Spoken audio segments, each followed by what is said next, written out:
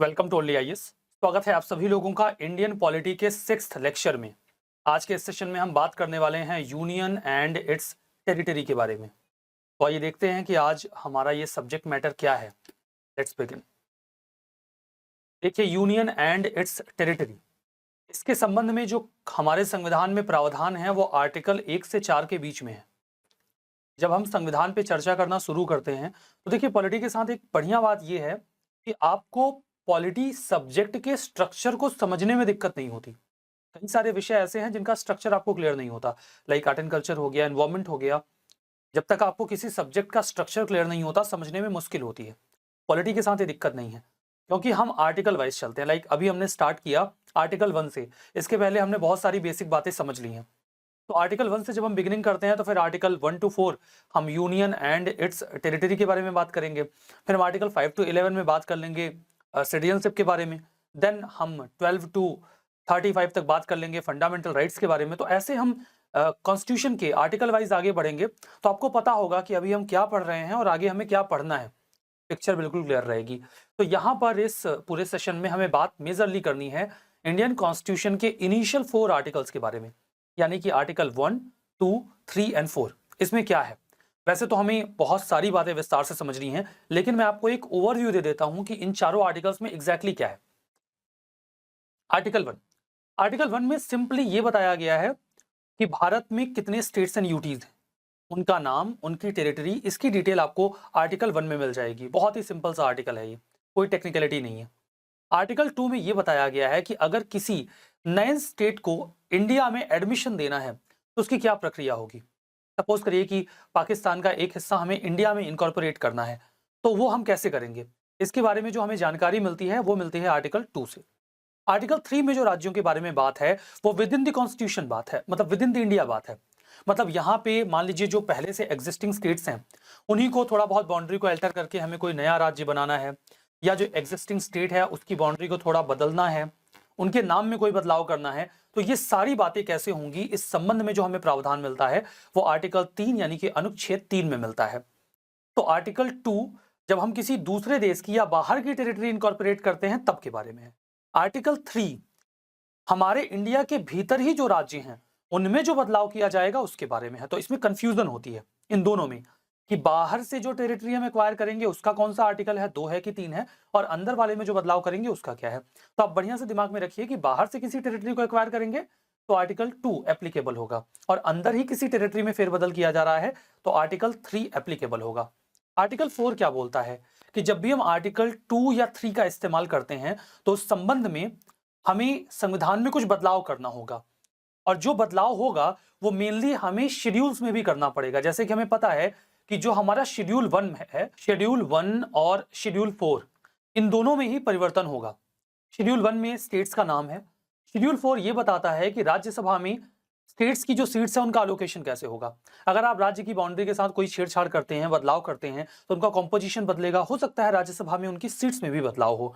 तो कुल मिला के अगर आर्टिकल 2 और 3 का इस्तेमाल करके कोई भी अमेंडमेंट किया जाएगा, बदलाव किया जाएगा, तो वो अनुच्छेद जो शेड्यूल 1 है, अनुसूची 1 और अनुसूची 4 शेड्यूल 4 में भी बदलाव करेगा। लेकिन इस बदलाव को हम आर्टिकल 368 के तहत कॉन्स्टिट्यूशनल अमेंडमेंट नहीं मानेंगे। It will not be considered as constitutional amendment under article 368। वैसे तो ये संशोधन तो है ही, मतलब अमेंडमेंट तो ये कॉन्स्टिट्यूशन में है, लेकिन ये आर्टिकल 368 के तहत नहीं होगा। इसके लिए कोई विशेष प्रावधान नहीं करना पड़ेगा, सिंपल मेजॉरिटी से ये परिवर्तन हम कर पाएंगे। तो ये आर्टिकल 4 में एक्सप्लेन किया गया है। अब हम बात करते हैं यूनियन टेरिटरीज और स्टेट्स का जो भी मैकेनिज्म है उसके बारे में। आर्टिकल 1 पर विस्तार से बात करते हैं। Union and its territory are mentioned under part 1, मतलब पार्ट 1 में आर्टिकल 1 से 4 आता है, और जो इसमें आर्टिकल 1 है इसमें 3 सब क्लॉज हैं। तो देखिए, जो पहला क्लॉज है आर्टिकल 1 का, वो ये कहता है India that is Bharat shall be a union of state. ये बात हमने कई बार दोहराई है कि यहां पे ये कहा गया है कि जो भारत है वो एक राज्यों का संघ होगा। हिंदी में तो संघ बोलते हैं, लेकिन इंग्लिश में यूनियन वर्ड ही इस्तेमाल किया गया है। आर्टिकल 1 का जो क्लॉज 2 है वो ये कहता है कि जो स्टेट्स हैं, यूटीज हैं, उन्हें स्पेसिफाई किया जाएगा फर्स्ट शेड्यूल में। ये बात आर्टिकल 1 में ही लिख दी गई है कि राज्यों और यूटीज का जो नाम है वो आपको डिटेल्ड मैनर में शेड्यूल 1 में मिल जाएगा। वहां पे हमने जबरदस्ती भीड़भाड़ नहीं करी है। आर्टिकल 1 में सिंपली बोल दिया भाई इधर चाहिए तो जाके शेड्यूल 1 में देख लो, वहां हमने विस्तार से लिख रखा है। आर्टिकल 1 का जो क्लॉज 3 है वो ये बोलता है कि जो स्टेट्स की टेरिटरीज हैं और जो यूनियन टेरिटरीज जो यूटीज हैं उनकी जो टेरिटरीज हैं उनको फर्स्ट शेड्यूल में ही स्पेसिफाई कर दिया जाएगा, या फिर कोई भी ऐसी टेरिटरी जिसे हम भविष्य में एक्वायर करते हैं उनकी भी जानकारी आपको शेड्यूल 1 में मिल जाएगी। तो यहाँ पे उन्होंने कुछ खास स्पेसिफाई नहीं किया, सिंपली ये बता दिया कि भाई स्टेट्स के बारे में जानकारी चाहिए या यूटी के बारे में जानकारी चाहिए, उनका नाम, उनकी लोकेशन या उनका एरिया, तो आप जाइए शेड्यूल 1 में, वहां पे हमने विस्तार से लिख रखा है, वहां से जाके पढ़ लीजिए। तो ये सारी बातें हमारे आर्टिकल 1 में स्पेसिफाई कर दी गई हैं। ये जो वर्ड है यूनियन ऑफ स्टेट, इसे प्रेफरेंस दी गई फेडरेशन ऑफ स्टेट की जगह। क्यों? बार बार बात हुई है। इसका पहला जवाब तो ये है कि स्टेट्स हमारे यहाँ जो भी हैं उनके अलावा कई सारी यूटीज भी हैं, हमें उन्हें एक साथ इनकॉर्पोरेट करना था, और हम ये नहीं चाहते थे कि हम फेडरेशन वर्ड इस्तेमाल करें और ये जो छोटे छोटे कई सारे स्टेट्स हैं ये ज्यादा ऑटोनॉमी की डिमांड करें, जैसे तैसे भारत यूनाइट हुआ है, एक बार फिर से हम अलग हो जाएं। जो इंडिया की टेरिटरी है इसमें बेसिकली 3 चीजें मिलेंगी आपको। एक तो स्टेट्स की टेरिटरी मिलेगी, दूसरी यूनियन टेरिटरीज की जो टेरिटरीज है वो मिल जाएंगी। मतलब ये 3 चीजें स्टेट्स, ये जो हमारी टेरिटरी है इंडिया की उसमें आती है, स्टेट्स की टेरिटरी, यूटीज की टेरिटरी और कोई भी ऐसी टेरिटरी जो भविष्य में हम एक्वायर करेंगे कहीं से भी, चाइना से, पाकिस्तान से, बांग्लादेश से, जहां से भी हमें कोई भी टेरिटरी मिलती है जो हम एक्वायर करेंगे वो भी इंडिया की टेरिटरी का पार्ट होगा। देखिए राइट नाउ भारत में 28 स्टेट्स हैं और 8 यूनियन टेरिटरीज हैं। यहां पर ये गलत लिखा हुआ है, 29 स्टेट्स पहले हुआ करते थे, 7 यूटीज पहले थे, अभी ये संख्या बदल के 28 और 8 हो गई है। कैसे? अभी आगे की स्लाइड में आपको क्लियर भी हो जाएगा। देखिए यहां पर टोटल 8 यूनियन टेरिटरीज को स्पेसिफाई किया गया है। Jammu and Kashmir reorganisation bill 2019 में आया था, जिसके तहत जो बाद में अगस्त 2019 के मुताबिक जम्मू एंड कश्मीर और लद्दाख नाम के 2 नए यूटी एग्जिस्टेंस में आए। ठीक है, तो देखिए पहले जो यूटीज की संख्या थी वो हुआ करती थी 7। जब जम्मू एंड कश्मीर राज्य को खत्म किया गया और उसमें से 2 नए यूटीज निकले, जम्मू एंड कश्मीर और लद्दाख, तो संख्या बढ़कर हो गई 9। लेकिन जब ये नंबर 7 हुआ करते थे तो वहां पर दादर नगर हवेली और दमन एंड दीव, ये 2 यूटी हुआ करते थे। बाद में हमने दादर नगर हवेली और दमन एंड दीव को एक साथ क्लब कर दिया, तो ये 7-2 पहले 9 हो गए थे, जैसा कि पुरानी स्लाइड में 9 लिखा हुआ था, ये 7-2 9 हो गए थे। लेकिन जब हमने दादर नगर हवेली और दमन एंड दीव को एक साथ कंबाइंड किया तो ये संख्या अगेन घट के 8 हो गई। हमने नाम चेंज नहीं किया, जब इन दोनों यूटीज को क्लब किया गया तो दोनों की आइडेंटिटी बनी रहे, इसीलिए नाम दोनों का इकट्ठा कर दिया गया। तो राइट नाउ जो टोटल 8 यूनियन टेरिटरीज हैं वो इंडिया के मैप में आपके सामने हैं। पहला हो गया जम्मू एंड कश्मीर, दूसरा हो गया लद्दाख, तीसरा चंडीगढ़, चौथा दिल्ली, पांचवां दादर नगर हवेली दमन एंड दीव, छठा लक्षद्वीप, सातवां पुदुचेरी और 8वां अंडमान एंड निकोबार आइलैंड। तो ये 8 यूटीज हैं जो आपके सामने यहां दिखाई पड़ रहे हैं। अब नेम्स जो स्टेट्स के हैं और यूटीज के हैं या कोई भी अन्य टेरिटरी, ये हमें फर्स्ट शेड्यूल में मिलते हैं, ये बात हमने पहले भी देख ली है। बाकी कोई भी और पोजेशन जो इंडिया करता है, मान लीजिए किसी दूसरे देश से हमें कोई टेरिटरी मिलती है तो इस संबंध में हमें संविधान में संशोधन करना होगा, उसके बाद हम उस टेरिटरी को ऑक्यूपाई कर सकते हैं। हम कोई टेरिटरी इनकॉर्पोरेट करते हैं भारत में या फिर कोई टेरिटरी किसी और को देते हैं, दोनों ही केसेस में हमें संविधान संशोधन की आवश्यकता पड़ेगी। 10th अमेंडमेंट किया गया था भारतीय संविधान में 1962 में, 1962 में, जब ऐसे एरियाज जहां पर पुर्तगाली रहा करते थे यानी कि पुर्तगीज इनक्लेव, उसे हमने भारत में इनकॉर्पोरेट किया in the form of UT, Dadra and Nagar Haveli. इसे हमने 10वें अमेंडमेंट के जरिए भारत में इनकॉर्पोरेट किया। ये सब बातें आप थोड़ा बहुत दिमाग में रखिए कि कौन सा इनकॉर्पोरेशन किस अमेंडमेंट के तहत हुआ था। जैसे 10वां अमेंडमेंट 1962 में हुआ, दादर और नगर हवेली को हमने इनकॉर्पोरेट किया in the form of UT. यहां पर ये जो इनक्लेव था ये पहले पुर्तगालियों का हुआ करता था। सिमिलरली 1962 में यानी कि 2 साल बाद 2 अमेंडमेंट बढ़ा, यानी पहले 10 था 60 में, 62 में आया 12वां संवैधानिक संशोधन, और यहां पर हमने गोवा, दमन एंड दीव को ऐड किया यूटी के फॉर्म में इंडिया में अगेन। 1954 में, इसके पहले हमने फ्रेंच गवर्नमेंट से पौंडीचेरी, करईकाल, माहे और यनम को भी एक साथ इंडिया में इनकॉर्पोरेट किया था। 1962 में 14वां कॉन्स्टिट्यूशनल अमेंडमेंट किया गया। ठीक है, ये जो अमेंडमेंट था इसके जरिए हमने इन चारों टेरिटरीज को एक साथ जोड़ दिया। पौंडीचेरी, करईकाल, माहे और यनम, इन्हें एक साथ जोड़कर हमने एक यूटी बनाया, दैट वाज पौंडीचेरी। पौंडीचेरी 4 अलग अलग जगहों पर सिचुएटेड है, यद्यपि चारों के नाम अलग अलग हैं। ठीक है, पार्लियामेंट के पास देखिए ये अधिकार है कि वो बाई लॉ किसी नए स्टेट को इंडिया में एडमिट कर सकता है, और इस संबंध में आर्टिकल 2 में प्रावधान किए गए हैं। आर्टिकल 2 हमारे पार्लियामेंट को 2 प्रकार के अधिकार देता है। पहला अधिकार तो उनके पास ये है कि वो किसी नए स्टेट को इंडियन यूनियन में इनकॉर्पोरेट कर सकते हैं, मतलब हम किसी नई टेरिटरी को भारत में जोड़ सकते हैं। और दूसरा इनके पास अधिकार ये भी है कि किसी नए स्टेट को स्टैब्लिश कर सकते हैं, वेल स्टैब्लिश इनके द्वारा किया जा सकता है। 1974 में देखिए हुआ क्या कि सिक्किम असेंबली ने एक कानून पास किया, गवर्नमेंट ऑफ सिक्किम एक्ट 1974, जिसके जरिए सिक्किम ने ये इच्छा जाहिर की कि वो भारत का हिस्सा बनना चाहते हैं। अब मामला ये है कि क्या इसके पहले सिक्किम भारत का हिस्सा नहीं था? जब हमने पटेल जी ने वेरियस प्रिंसली स्टेट से बात करके इंडिया का यूनिफिकेशन किया, तो सिक्किम के साथ क्या हुआ? सिक्किम उस समय क्यों नहीं आया था कि 1974 में बिल पास कर रहा है? एक्चुअली में जब सारे यूटीज को जोड़ा जा रहा था तो पटेल जी का जो डेलीगेशन था वो सिक्किम में भी जाता है। सिक्किम में वो कहते हैं कि सब लोग भारत में मिल रहे हैं, आप भी मिल जाइए। सिक्किम ने कहा कि मिलना क्या है, हम जैसे थे पहले हम वैसे ही अभी भी रहेंगे, हमें कोई दिक्कत नहीं है, बस पहले ब्रिटिशर्स थे अभी आप हो जाओ, कोई टेंशन वाली बात नहीं है। तो पहले वो कैसे थे? एक्चुअली में सिक्किम कभी भी पूरी तरीके से ब्रिटिशर्स ने सिक्किम को कंट्रोल नहीं किया था। Sikkim was kind of protectorate state. Protectorate state का मतलब ये था कि सिक्किम अपने सारे अफेयर्स में हमेशा से फ्री रहा था, बस उसकी फॉरेन पॉलिसी, उसका डिफेंस, ये सारी चीजें ब्रिटिशर्स देखते रहते थे, मतलब उसके प्रोटेक्शन की जिम्मेदारी ब्रिटिशर्स ने ले रखी थी और उसके बदले में वो उनकी सॉवरेंटी एक्सेप्ट करता था। तो सिक्किम ने कहा कि अंग्रेज चले गए, पहले हम अंग्रेजों के प्रोटेक्टोरेट स्टेट हुआ करते थे, अभी हम इंडियन यूनियन के प्रोटेक्टोरेट स्टेट बन जाएंगे, हम जैसे हैं हमें वैसे रहने दीजिए, छेड़छाड़ मत करिए, अब हम आपकी सॉवरेंटी एक्सेप्ट करते हैं, अब हम आपके अंडर में हैं, आपके जो भी नियम कानून होंगे वो हम एक्सेप्ट करेंगे।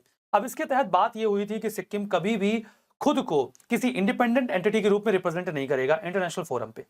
वो हमेशा भारत के तिरंगे का इस्तेमाल करेंगे कहीं भी अगर उन्हें अपना इंटरनेशनल डेलीगेशन भेजना है तो। काफी समय तक तो बात ठीक ठाक थी, दिक्कत नहीं हुई, लेकिन 1971-72 के दौरान चीजें गड़बड़ होने लगी, मतलब सिक्किम थोड़ा अलग रास्ते पर जाने लगा। उन्होंने 1-2 डेलीगेशंस इंटरनेशनल लेवल पे भेजे और वहां पर उन्होंने सिक्किम के अलग झंडे का इस्तेमाल किया। ये बात इंडिया में जो उस समय गवर्नमेंट थी उसे खल गई, लेकिन वो सीधे सीधे अगर सिक्किम को इनकॉर्पोरेट करने की कोशिश करते तो दिक्कत आ जाती। तो फिर एक बैकडोर डिप्लोमेसी का इस्तेमाल किया गया, वहां पर कुछ ग्रुप्स थे उन्हें परसुएड किया गया कि वो दबाव बनाए कि सिक्किम की सरकार भारत का हिस्सा बने ऑफिशियली, और इसी दबाव के चलते फाइनली वहां की जो गवर्नमेंट है उन्होंने सिक्किम एक्ट ऑफ 1974 पास किया। जब उन्होंने ये एक्ट पास कर दिया तो उन्होंने अपनी ओर से ये एक्सेप्ट कर लिया कि हम इंडिया की यूनियन के साथ जुड़ने को तैयार हैं और हम यहाँ का जो पॉलिटिकल इंस्टीट्यूशन है उसका हिस्सा बनना चाहते हैं, ताकि सिक्किम अच्छे से बढ़िया से प्रॉस्परस हो, डेवलप हो, और जो सिक्किम के लोग हैं वो इंडिया की पार्लियामेंट्री सिस्टम में पार्टिसिपेट कर सके। सिक्किम ने तो अपनी इच्छा जाहिर कर दी, लेकिन ऐसा तो है नहीं कि हम बिना कुछ किए ही उन्हें एडमिट कर लेंगे, हमें भी तो थोड़े बहुत बदलाव करने ही पड़ेंगे। सिक्किम देखिए ये इंडिया का मैप है और यहाँ पर जो आपको रेड कलर दिख रहा है ये सिक्किम की लोकेशन है इंडिया में, ठीक है। तो इंडिया ने भी इसी चरण में 1974 में 35वां संवैधानिक संशोधन किया, 35th कॉन्स्टिट्यूशनल अमेंडमेंट किया गया पार्लियामेंट के द्वारा। यहां पर जब अमेंडमेंट किया गया तो सिक्किम जो पहले प्रोटेक्टोरेट स्टेट हुआ करता था उसे कहा गया कि सिक्किम अब एक एसोसिएट स्टेट होगा। इस बात को लेकर जो पॉलिटिकल सिनेरियो था उसमें काफी आपत्ति जताई गई, मतलब ये क्या होता है एसोसिएट स्टेट, आपने ये कौन सा नया तरीका निकाल लिया है। अब कल को और भी स्टेट बोलेंगे कि नहीं हम फुल फ्लेज्ड स्टेट नहीं बनेंगे, हम तो एसोसिएट स्टेट बनेंगे। तो कोई नया प्रचलन मत शुरू करिए, कोई नया ट्रेंड मत स्टार्ट करिए। जब सिक्किम भारत में इनकॉर्पोरेट करना चाहता है खुद को तो सीधे सीधे उसे राज्य बनाइए और अंदर लेकर आइए। पार्लियामेंट को भी लगा कि ठीक ही कहा जा रहा है, कोई नया ट्रेंड शुरू करने का कोई मतलब नहीं है कि पहले प्रोटेक्टोरेट थे फिर एसोसिएट बन गए फिर आप एक और नया सा टर्म कॉइन कर लो, फिर मतलब क्या मतलब है। तो finally resultant 36th constitutional amendment act पास किया गया और सिक्किम को औपचारिक रूप से यूनियन ऑफ इंडिया का पार्ट बनाया गया एज ए स्टेट। तो सिक्किम एक नए राज्य के रूप में भारत का हिस्सा बन जाता है। ये जो 36th कॉन्स्टिट्यूशनल अमेंडमेंट था ये 26 अप्रैल 1975 को एग्जिस्टेंस में आ जाता है। क्योंकि सिक्किम एक टफ टेरेन वाला स्टेट है, हिमालयन रीजन में आता है, उन्होंने कहा कि जैसे कई सारे अन्य राज्यों को स्पेशल स्टेटस दिया गया है हमें भी दिया जाए। भारत की सरकार ने कहा कोई दिक्कत नहीं है, हम आपकी परेशानियों को समझते हैं। इसीलिए आर्टिकल 371F ऐड किया गया। आर्टिकल 371 कई सारे राज्यों को स्पेशल राइट देता है। बिल्कुल उसी तरीके से सिक्किम को भी कुछ स्पेशल राइट्स दिए गए। जैसे अगर वहां पर कोई सेंट्रली स्पॉन्सर्ड स्कीम जाती है तो भारत सरकार 90% खर्च वहन करती है। सिक्किम को केवल 10% खर्च ही वहन करना पड़ता है। उन्हें ज्यादा ग्रांट भी दिया जाता है क्योंकि उनके पास सोर्स ऑफ रेवेन्यू कम है। सिमिलरली उसकी लोकेशन भी काफी स्ट्रेटेजिक है। इस लिहाज से सिक्किम को आर्टिकल 371F के तहत सहूलियत मिली है। इस बात को ध्यान से याद रखिएगा। कई बार आपसे सिंपली एक स्टेटमेंट में यह बात पूछ ली जाती है कि आर्टिकल 371 में किस क्लॉज में किसे राहत दी गई है। ठीक है, तो ये आपने सिक्किम की कहानी समझ ली कि सिक्किम जो है वो कैसे भारत में आया। पहले वो प्रोटेक्टोरेट स्टेट हुआ करता था, फिर एसोसिएट स्टेट बना और उसके बाद वो बन जाता है एक फुल फ्लेज्ड स्टेट। आर्टिकल 3 की बात करते हैं। पार्लियामेंट एम्पावर्ड है किसी नए स्टेट को फॉर्म करने को लेकर। नया स्टेट कैसे बन सकता है? भारत के भीतर ही नया स्टेट बन ये सकता है कि कोई टेरिटरी मान लीजिए किसी स्टेट की है, हम उसी को काट के या फिर दो राज्यों की थोड़ी थोड़ी टेरिटरीज को जोड़कर हम एक नया राज्य बना दें। ठीक है, इस तरीके से कोई नया राज्य बन सकता है। 3A आर्टिकल 3 का क्लॉज बी ये बोलता है कि किसी राज्य के एरिया को पार्लियामेंट इंक्रीज कर सकती है। आर्टिकल 3 का क्लॉज सी बोलता है कि वो किसी स्टेट के एरिया को डेमिनिश कर सकते हैं, यानी कि खत्म कर सकते हैं।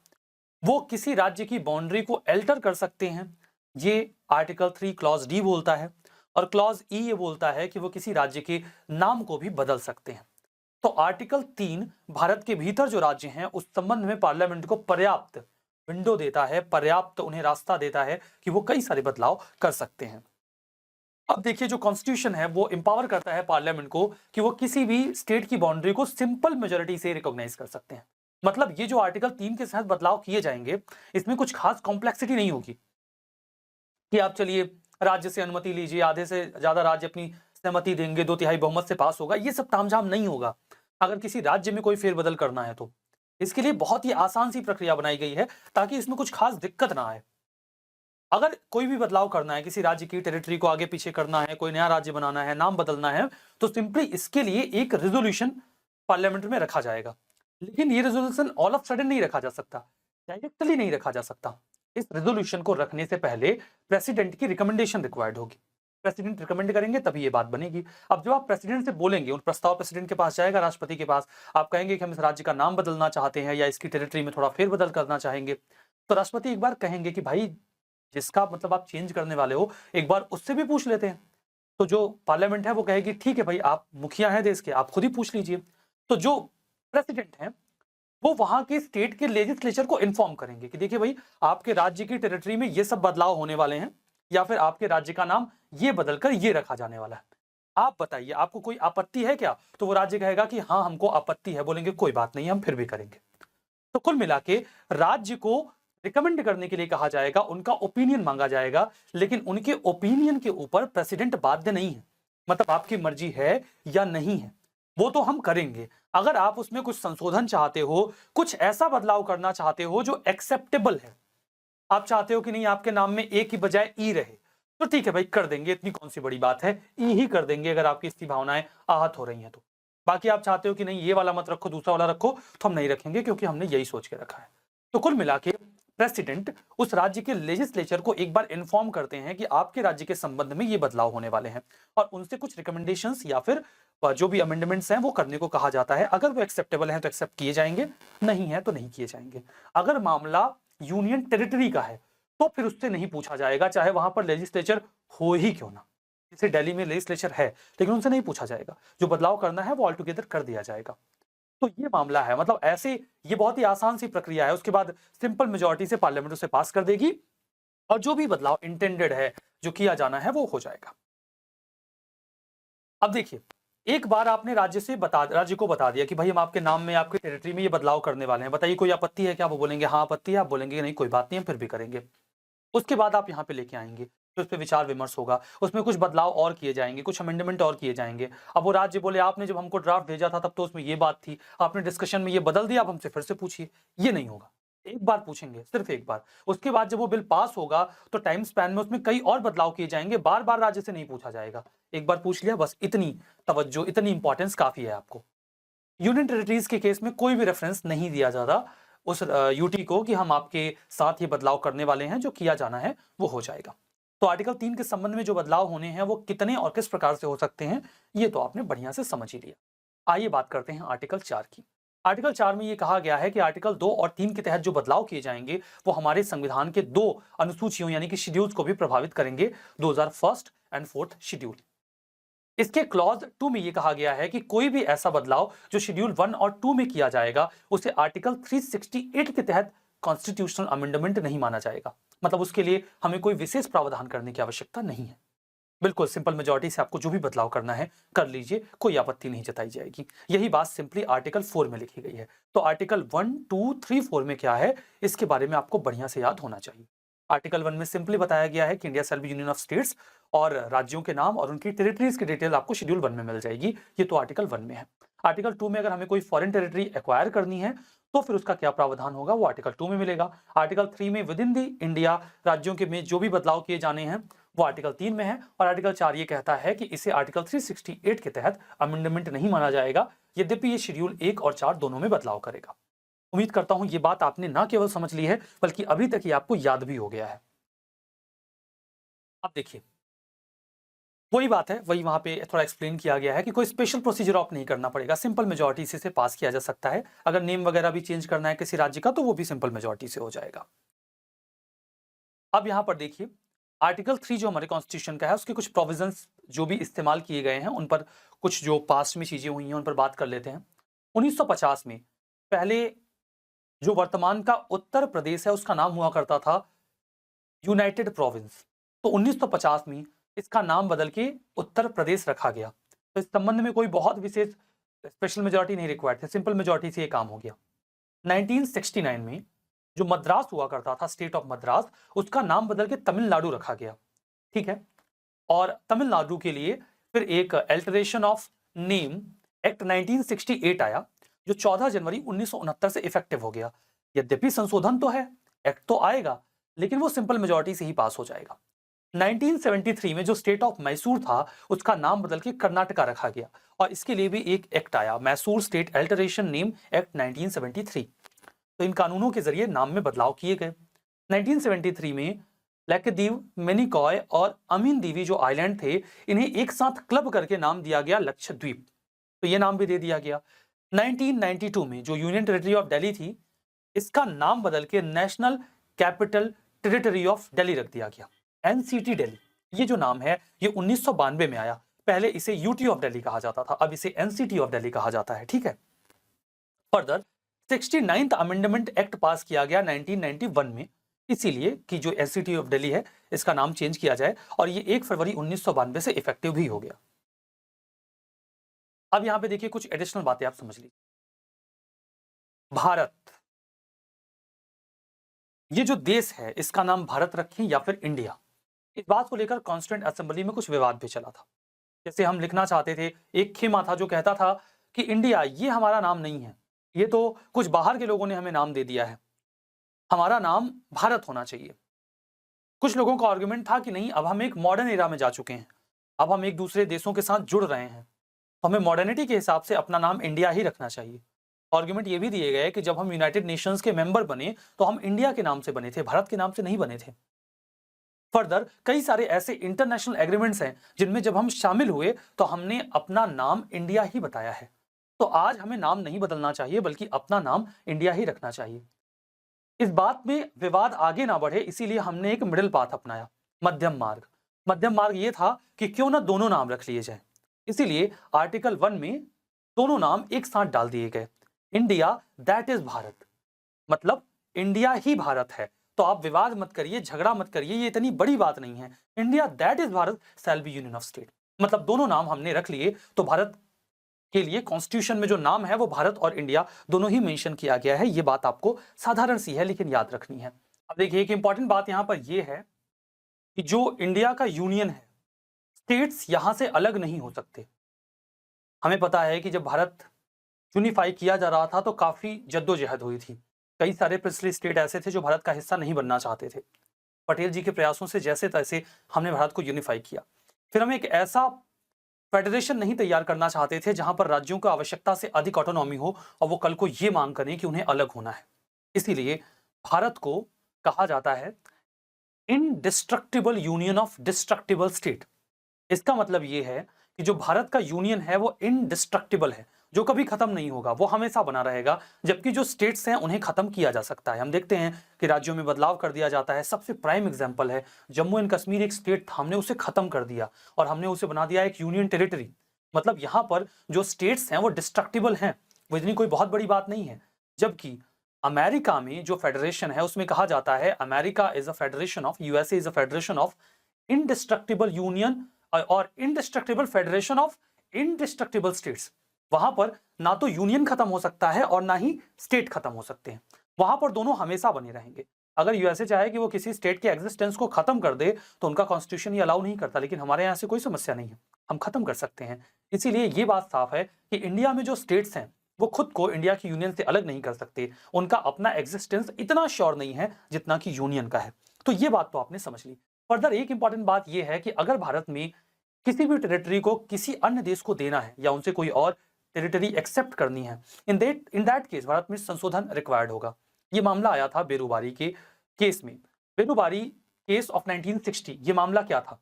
देखिए, जब भारत और पाकिस्तान का बंटवारा हुआ तो ये बात हुई कि आखिर कैसे पता चलेगा कि कहां से कहां तक भारत होगा और कहां से कहां तक पाकिस्तान होगा। ये सोचा गया कि बाउंड्री का डिवीजन करते हैं और बाउंड्री का डिवीजन करने के लिए एक ऐसे व्यक्ति को बुलाते हैं जो इम्पार्शियल हो, जो ना तो भारत का समर्थन करे और ना ही पाकिस्तान का समर्थन करे, वो इंडिपेंडेंट होकर अपना डिसीजन दे। तो मिस्टर रेडक्लिफ को बुलाया गया, उनसे कहा गया कि भारत और पाकिस्तान के बीच का बाउंड्री डिवाइड कर दीजिए। अब रेडक्लिफ एक ऐसा व्यक्ति था जिसको ना तो भारत का आइडिया था और ना ही पाकिस्तान के किसी भी एरिया का, उसे भारत के टेरेन के बारे में कोई जानकारी नहीं थी और उसे एक बहुत ही बड़ा टास्क दे दिया गया कि आप दो देशों का बंटवारा कर दीजिए। अब वो अकेला आदमी क्या करता, उसे कुछ ना कुछ फॉर्मूला सेट करना ही था। तो उसने एक फॉर्मूला सेट किया कि थानों के बीच में बंटवारा कर देते हैं, मतलब इस थाने से इस थाने तक हम एक लाइन खींचेंगे और इसके इधर हम कर देंगे पाकिस्तान को और इधर कर देंगे भारत को। यही काम उसने दोनों फ्रंट पे किया, मतलब भारत और वर्तमान का जो पाकिस्तान है वहां भी किया और यहाँ पर जो बांग्लादेश का एरिया है जो पहले ईस्ट पाकिस्तान हुआ करता था वहां भी उसने वही काम किया। यहाँ पर देखिए बहुत सारी समस्याएं आई, कई बार तो ये लाइन कुछ लोगों के घरों के ऊपर से गुजर गई, मतलब उन्हें समझ में नहीं आया कि उनका घर मतलब पाकिस्तान में है कि भारत में है। कुछ लोगों की जमीन आधी आधी डिवाइड हो गई, आधी भारत में चली गई, आधी पाकिस्तान में। लेकिन उस व्यक्ति ने इतना लोड नहीं लिया, उसने बस दो थानों के बीच में एक लाइन खींची और इसके इस पार उस पार बाउंड्रीज डिवाइड कर दी। अब मामला ये हुआ कि जब उसने ये डिवीजन किया तो एक मिस्टेक कर दी बेरूबारी में। बेरूबारी लोकेशन है वेस्ट बंगाल में। बेरूबारी का जो एरिया है वो भारत के पास ही था, लेकिन डॉक्यूमेंट में इस चीज को मेंशन नहीं किया गया था कि बेरूबारी भारत में है। जो पूरा बेरूबारी का थाना है और उसका पूरा एरिया है वो भारत में था, भारत ही उसे रूल कर रहा था, लेकिन डॉक्यूमेंटेशन में नहीं था। पाकिस्तान अड़ गया, ईस्ट पाकिस्तान जो उस समय हुआ करता था, ओवरऑल एक ही पाकिस्तान था, वो अड़ गया, बोला बेरूबारी हमारा है, हमको दो। नेहरू जी थे, उन्हें लगा कि अब एक छोटी सी चीज के लिए क्या इतना विवाद किया जाए, तो नेहरू जी ने चुपचाप वहां पर नेहरू नून एक समझौता किया। उस समय वो वहां को लीड, जो पाकिस्तान है उसे लीड कर रहे थे, तो नेहरू नून समझौता हुआ। उसमें डिसाइड किया गया कि कुछ हिस्सा बेरूबारी का पाकिस्तान ले लेगा, कुछ भारत ले लेगा। अब इतनी छोटी सी चीज के लिए हम विवाद तो नहीं करेंगे, तो बेरूबारी की टेरिटरी को डिवाइड कर दिया गया। लेकिन जब इसका डिवीजन हुआ तो ये मामला चला गया सुप्रीम कोर्ट में। सुप्रीम कोर्ट में लोगों ने चैलेंज किया कि आखिर जो प्राइम मिनिस्टर हैं नेहरू जी, वो कैसे भारत की एक टेरिटरी पाकिस्तान को दे सकते हैं। तो यहाँ पर सुप्रीम कोर्ट ने ये स्पेसिफाई किया कि अगर आप कोई लैंड बाउंड्री डिस्प्यूट रिजॉल्व कर रहे हैं और उसमें जमीन का लेन देन नहीं होता है, तब तो संविधान संशोधन की आवश्यकता नहीं होगी। गवर्नमेंट एक सिंपल नोटिफिकेशन के माध्यम से बदलाव कर सकती है। लेकिन अगर जमीन का लेन देन हो रहा है तो वहां पर संविधान में संशोधन करना होगा और इसके लिए आपको बढ़िया तरीके से प्रॉपर अमेंडमेंट के माध्यम से ही ये काम करना होगा। तो फिर ये क्लियर हुआ और इस संबंध में फिर कॉन्स्टिट्यूशनल अमेंडमेंट लाया गया। वो 9वां संवैधानिक संशोधन था जिसके माध्यम से बेरूबारी का ये पूरा मामला सेटल किया गया। तो ये बेरूबारी केस जो था ये आपने यहाँ पे समझ ही लिया है। ये बात मैंने आपको बता दी कि इंडिया एक इनडिस्ट्रक्टिबल यूनियन है डिस्ट्रक्टिबल स्टेट का, मतलब यहाँ राज्य खत्म हो सकते हैं लेकिन यूनियन खत्म नहीं होगा। यहाँ पे जो यूनियन है, फेडरेशन की जगह पे यही शब्द इस्तेमाल किया गया है। इसके बारे में हम पर्याप्त बातचीत कर चुके हैं। जब देश आजाद हुआ तो बेसिकली इंडिया दो पार्ट्स में डिवाइडेड था, एक तो थे ब्रिटिश प्रोविंस और दूसरे थे प्रिंसली स्टेट्स। ब्रिटिश प्रोविंस ऐसे एरिया थे जिन पर ब्रिटिशर्स काफी लंबे समय से सीधे सीधे रूल कर रहे थे और प्रिंसली स्टेट ऐसे रीजन थे जहां पर राज्य रजवाड़े हुआ करते थे। उन्होंने ब्रिटिशर्स की सॉवरेंटी को एक्सेप्ट कर लिया था। 1947 का जब एक्ट पास हुआ तो इन प्रिंसली स्टेट्स को 3 ऑप्शन दिए गए, या तो आप इंडिया के साथ चले जाइए, या पाकिस्तान के साथ चले जाइए या इंडिपेंडेंट रह लीजिए। 552 प्रेसिडेंट स्टेट्स उस समय ऐसे थे जो इंडिया के डोमेन में आए थे। इनमें से 549 यानी कि 549 ने तो इंडिया के साथ मिलने पर सहमति जता दी, लेकिन 3 स्टेट्स ऐसे थे जिन्होंने अपनी सहमति इस पर नहीं जताई। हैदराबाद स्टेट, उसे इंटीग्रेट किया गया पुलिस एक्शन के माध्यम से।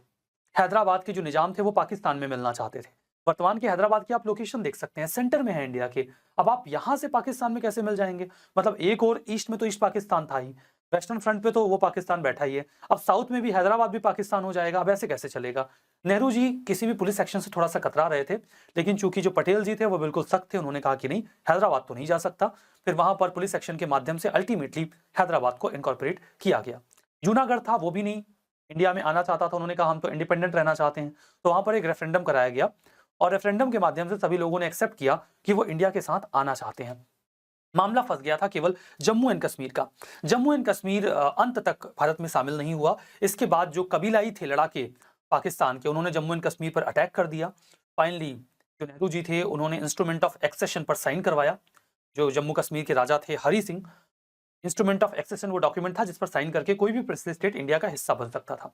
और फिर इंडियन आर्मी जम्मू कश्मीर को डिफेंड करने के लिए गई, लेकिन तब तक जम्मू कश्मीर का एक हिस्सा पाकिस्तान कब्जा चुका था। फिर जो सीज फायर डिक्लेयर किया गया उसके बाद वो हिस्सा पाकिस्तान अभी तक कब्जा के बैठा हुआ है, जिसे आज हम POK यानी कि पाकिस्तान ऑक्यूपाइड कश्मीर कहते हैं। जब देश आजाद हो गया, संविधान बन गया, उसके बाद राज्यों को जब बनाया जाने लगा तो एक बड़ा सवाल पैदा हुआ कि आखिर राज्यों को किस आधार पर बनाया जाए। मामला आया लिंग्विस्टिक रीऑर्गेनाइजेशन का। क्या भाषाई आधार पर राज्यों का निर्माण किया जाए? कांग्रेस ने लिंग्विस्टिक रीऑर्गेनाइजेशन के इस मामले को 1920 में एक्सेप्ट किया था प्रोविंशियल बाउंड्रीज के रूप में। उन्होंने ये कहा था कि भाषा के आधार पर राज्यों को बनाया जा सकता है, इसमें कोई विवाद की बात नहीं है। लेकिन जब देश आजाद हुआ तो कांग्रेस इस बात से कतरा गई। कांग्रेस ने कहा कि हम भाषा के आधार पर राज्य नहीं बनाएंगे, रादर एडमिनिस्ट्रेटिव कन्वीनियंस के हिसाब से राज्यों का बंटवारा किया जाएगा। जो रीऑर्गेनाइजेशन था राज्यों के आधार पर, इसको लेकर कांग्रेस इतनी स्केप्टिक क्यों हुई? मतलब उन्होंने ये क्यों सोचा कि नहीं हम नहीं बनाने देंगे, राज्यों को भाषा के आधार पर नहीं अलग होने देंगे? इसके लिए कई सारे कारण जिम्मेदार थे। एक तो पार्टीशन का हॉरर, हमने ये बंटवारा देखा था जो धर्म के आधार पर हुआ था। हम भाषाई आधार पर ऐसे ही किसी हॉरर को एक बार फिर से नहीं देखना चाहते थे कि भाषा के आधार पर मारकाट शुरू हो जाए और एक राज्य दूसरे राज्य के खिलाफ खड़ा हो जाए। दूसरा ये था कि नेशनल आइडेंटिटी का ये जो प्रोसेस था अभी ये पूरी तरीके से स्ट्रेंथन नहीं हुआ था। मतलब हम तो पूरी तरीके से एक भारत भी नहीं बन पाए थे, और तभी हम ये डिसाइड कर लें कि ये मराठी हैं, ये बंगाली हैं, ये तमिल हैं, ये तेलुगु हैं, हम यही डिवीजन पहले कर लें। इसके अलावा सेपरेटिस्ट फीलिंग इमर्ज हो जाती अगर हम भाषा के आधार पर राज्यों का बंटवारा शुरू कर देते। तो इसी आधार पर कांग्रेस ने साफ साफ कह दिया कि हम तो भाषा के आधार पर राज्यों को नहीं बनने देंगे। इसके बाद इस संबंध में धर कमीशन और JVP कमीशन का गठन भी किया गया। जब बात बहुत ज्यादा बढ़ने लगी, धर कमीशन और JVP कमीशन में 3 लोग थे, जवाहरलाल नेहरू, वल्लभ भाई पटेल और पट्टाभी सीतारामैया। इन्हीं लोगों के इनिशियल नामों पर ये JVP कमीशन नाम रखा गया है। दोनों ने कहा कि भाई लिंग्विस्टिक आधार पर यानी कि भाषा के आधार पर राज्यों को नहीं बनाया जाना चाहिए। यद्यपि कई सारे ऐसे आर्गुमेंट थे जहां पर यह कहा जा रहा था कि भाषा के आधार पर अगर राज्य बने तो समस्या कम होगी। जैसे पहला आर्गुमेंट तो ये था, फेवर में मैं आपको आर्गुमेंट बता रहा हूं, कि जो मल्टीलिंगुअल स्टेट्स होंगे उन्हें एडमिनिस्टर करना डिफिकल्ट होगा। जैसे आप एक राज्य में कई सारी भाषा को बोलने वाले लोग हैं, तो अगर आपको कोई भी डॉक्यूमेंट प्रिपेयर करना है तो आपको कई सारी भाषाओं में प्रिपेयर करना होगा। अगर एक ही भाषा के लोग हैं या 2 भाषा के लोग हैं तो आपको कम लैंग्वेजेस में डॉक्यूमेंट प्रिपेयर करना होगा, मुश्किल कम हो जाएगी। दूसरा ये है कि लैंग्वेज जो है वो ज्यादा रैशनल बेसिस है डिवाइड करने का राज्य को, बजाय कि कास्ट और रिलीजन के नाम पे भारत पाकिस्तान का बंटवारा हुआ हमने देखा। कास्ट अपने साथ डिस्क्रिमिनेशन लेकर आता है, अगर उसके हिसाब से राज्यों का बंटवारा होगा तो वो भी गलत है। तो कास्ट और रिलीजन के आधार पर राज्य का बंटवारा हो, इससे अच्छा तो यही है कि भाषा के आधार पर हो जाए। जो रीजनल लैंग्वेजेस हैं और कल्चर हैं वो भी प्रोटेक्ट होंगे अगर भाषा के आधार पर राज्यों को बनाया जाएगा। तो ये कई सारे आर्गुमेंट दिए जा रहे थे कि राज्यों का जो बंटवारा है वो भाषा के आधार पर होना चाहिए, लेकिन इस पर सहमति नहीं जताई जा रही थी। आंध्र प्रदेश में ये प्रोटेस्ट काफी तेजी से बढ़ा जब वहां के लोगों ने बहुत जोर शोर से डिमांड करनी शुरू करी कि हमें भाषाई आधार पर एक अलग राज्य आंध्र प्रदेश दिया जाए। सरकार सुनने को तैयार नहीं थी। वहां पे एक व्यक्ति थे श्री रामुलु पुट्टू, वो अनशन पे बैठ गए। उन्होंने कहा कि जब तक भाषा के आधार पर राज्य नहीं बनाया जाता मैं कुछ भी खाऊंगा पीऊंगा नहीं। वो हंगर स्ट्राइक पर बैठे रहे, लेकिन सरकार ने उस ओर ध्यान नहीं दिया। वो व्यक्ति 56 डेज तक, 56 दिनों तक बिना कुछ खाए बैठे रहे और 56 दिनों के बाद उनकी मौत हो गई। उनकी मौत के होते ही उस पूरे रीजन में बहुत ज्यादा इंस्टेबिलिटी क्रिएट हो गई, आगजनी शुरू कर दी गई, प्रोटेस्टर्स काफी वायलेंट हो गए और जो गवर्नमेंट प्रॉपर्टी थी उसे नुकसान पहुंचाया जाने लगा। अब सरकार दबाव में आ गई और फिर सरकार ने फैसला किया कि हम भाषा के आधार पर आंध्र प्रदेश का निर्माण करेंगे। लैंग्वेज को एक्सेप्ट कर लिया गया फर्स्ट एसआरसी यानी कि स्टेट रीऑर्गेनाइजेशन कमीशन की रिकमेंडेशन के बेसिस पे। जो पहला स्टेट रीऑर्गेनाइजेशन कमीशन बनाया गया उसने ये कहा कि अब राज्यों के आधार पर, भाषा के आधार पर राज्यों का निर्माण किया जाएगा, लेकिन कुछ कंडीशंस को संज्ञान में लिया जाएगा, ध्यान में रखा जाएगा। जैसे लैंग्वेज को हम भाषा के आधार पर या राज्य को क्रिएट करेंगे लैंग्वेज के बेसिस पे, लेकिन तभी जब वो नेशनल यूनिटी को थ्रेटन ना करे। अगर ऐसा होता है तो नहीं बनाया जाएगा। जो फर्स्ट एसआरसी है उसने वन लैंग्वेज वन स्टेट के आइडिया को भी रिजेक्ट कर दिया। उन्होंने कहा भारत में बहुत सारी भाषाएं हैं, अगर हम ऐसे एक एक भाषा के आधार पर राज्य बनाएंगे तो न जाने कितने राज्य बन जाएंगे, फिर तो वही 552 रियासतों वाली बात हो जाएगी, 552 राज्य बन जाएंगे, तो इसका मतलब नहीं निकलेगा। उन्होंने कहा कि हम 2-3 भाषा के लोगों को मिलाकर भी एक राज्य बना सकते हैं। यह भी कहा गया कि जो स्टेट्स हैं उन्हें इस तरीके से बनाया जाएगा कि वो फाइनेंशियली और एडमिनिस्ट्रेटिवली वाइएबल हो, उन्हें एडमिनिस्टर करना आसान हो। ऐसे नहीं क्लब कर दिया जाएगा कि उन्हें मैनेज करना ही मुश्किल हो जाए। जितने भी स्टेट्स हैं वो इकोनॉमिक डेवलपमेंट का जो पर्पस है पूरे इंडिया का वो सर्व करें, इसी तरीके से ये रीऑर्गेनाइजेशन किया जाए। इसके बाद जो लिंग्विस्टिक रीऑर्गेनाइजेशन था, अगर वो इंडिया की यूनिटी को थ्रेटन नहीं करता है तो उसे भाषा या राज्य बनाने का आधार स्वीकार कर लिया गया। इसके फेवर में कई सारे आर्गुमेंट आए कि अगर भाषा के आधार पर राज्य बनाए जाएंगे तो एडमिनिस्ट्रेटिवली कन्वीनियंस होगी, इससे डेवलपमेंट तेज होगा, छोटे राज्य होंगे तो लोगों का पार्टिसिपेशन भी ज्यादा अच्छा होगा। वैसे तो देखिए पंजाब, झारखंड, छत्तीसगढ़ जैसे राज्य बनाए गए, बहुत अच्छा विकास इनका नहीं हुआ है छोटा राज्य बनने के बाद। ऐसा नहीं कि ये स्विट्जरलैंड या सिंगापुर बन गए हैं, लेकिन इनकी स्थिति पहले की तुलना में थोड़ी बहुत बेहतर जरूर हुई है। तो छोटे राज्यों के फेवर में ये आर्गुमेंट्स दिए जाते हैं। कई बार आपसे प्रश्न पूछा जाएगा तो आपको इसका जवाब देना पड़ेगा। यद्यपि इसके अगेंस्ट में भी कई सारे आर्गुमेंट निकल के आते हैं कि राज्य छोटा है कि बड़ा है, ये आप डिसाइड कैसे करोगे? मतलब क्या छोटा राज्य है, क्या बड़ा? कौन सा एरिया छोटा और बड़ा मानोगे आप? मतलब अगर आप उत्तर प्रदेश और हरियाणा को कंपैरिजन में रखोगे तो आपको लगेगा कि हरियाणा एक छोटा राज्य है और उत्तर प्रदेश एक बड़ा राज्य है, लेकिन हरियाणा अपने आप में बहुत बड़ा है। मतलब ऐसा नहीं कि हरियाणा बहुत छोटा है, तो हरियाणा को क्या हम छोटा बोल सकते हैं? ये बहुत वेग है कि कौन सा राज्य छोटा है, कौन सा बड़ा है। छोटे और बड़े का कोई अंत नहीं होता। दूसरी बात यह है कि जो इंटर स्टेट और सेंटर स्टेट मैनेजमेंट है वो कॉम्प्लिकेटेड हो जाएगा। अगर आवश्यकता से अधिक छोटे छोटे राज्य बना दिए जाएंगे तो मैनेज करना बहुत मुश्किल हो जाएगा। दूसरी बात यह है कि अगर ऐसा किया गया तब तो हम प्री इंडिपेंडेंस वाले एरा में चले जाएंगे, जहां पर मल्टीपल रियासतें हुआ करती थी, 500-600 रियासतें हैं, फिर तो हम उसी समय में वापस चले जाएंगे। छोटा साइज होना इस बात की गारंटी थोड़ी है कि डेवलपमेंट बहुत अच्छा ही हो जाएगा। झारखंड एक छोटा राज्य है, लेकिन वहां पर कैपिटा जो स्पेंडिंग होती है हेल्थ केयर पे वो कितनी कम है और सिचुएशन काफी ज्यादा खराब है, कोई बहुत अच्छी नहीं हुई है। तो छोटा राज्य डेवलपमेंट की गारंटी नहीं है। डेवलपमेंट बड़े राज्यों का भी हो सकता है अगर प्रॉपर मैनेजमेंट हो और बढ़िया तरीके से एडमिनिस्ट्रेशन रन किया जाए तो। अगली बात ये थी कि अगर हम छोटे छोटे राज्य बना देते हैं तो उनकी सेंटर के ऊपर डिपेंडेंसी ज्यादा बढ़ जाएगी, क्योंकि उनके पास इतने रिसोर्स नहीं होंगे कि वो अपना खर्चा खुद चला सके। जैसे एक राज्य बड़ा राज्य है और मान लीजिए राज्य के इस हिस्से में रिसोर्स नहीं है, लेकिन इस हिस्से में रिसोर्स ज्यादा है, तो जो सरकार है वो वहां के रिसोर्सेज को यहाँ डाइवर्ट करके पूरा एरिया एडमिनिस्टर कर लेगी। लेकिन यहीं पर अगर आप इस राज्य को 2 राज्य में तोड़ दें तो ये राज्य तो प्रॉस्परस हो जाएगा, क्योंकि इसके पास रिसोर्स हैं, इसके पास नहीं है। ये डिपेंडेंट हो जाएगा सेंटर के ऊपर। तो क्या ये बहुत बढ़िया बात है क्या? इसीलिए छोटे राज्यों के खिलाफ आर्गुमेंट दिए जाते हैं कि छोटे राज्य बनाने से कुछ खास फायदा नहीं होगा। ये आर्गुमेंट्स आप ध्यान में रखिए, ये आपके काम आ जाएंगे। अब आइए कुछ क्वेश्चन देखते हैं। 2001 का ये प्रश्न है, अगर किसी नए स्टेट को इंडियन यूनियन में एंट्री देनी है, ठीक है, स्टेट ऑफ द यूनियन आएगा, ठीक है, new state of the union, तो कौन से शेड्यूल में परिवर्तन होगा, कौन सा शेड्यूल अमेंड किया जाएगा? पहला, दूसरा, तीसरा और पांचवा। हमने कई दफा बात की, पहला और चौथा शेड्यूल अमेंड होगा। चौथा यहां ऑप्शन में दिया नहीं गया है, इसलिए पहला आंसर होगा। 2008 का प्रश्न है कि आंध्र प्रदेश जब 1953 में स्टेट बनता है तो उसकी कैपिटल उस समय क्या थी जब वो स्टेट, मतलब आंध्र प्रदेश एक इंडिपेंडेंट स्टेट नहीं बना था, तो उसकी जो कैपिटल थी वो थी कुर्नूल। ये खैर अब बहुत अनयूजुअल है कि ऐसे प्रश्न पूछे जाएं, लेकिन बहुत पहले भी नहीं पूछा गया है। ये मींस का क्वेश्चन है, आपके ओपिनियन में क्या ज्यादा संख्या में छोटे states effective governance state level पर लेकर आएंगे?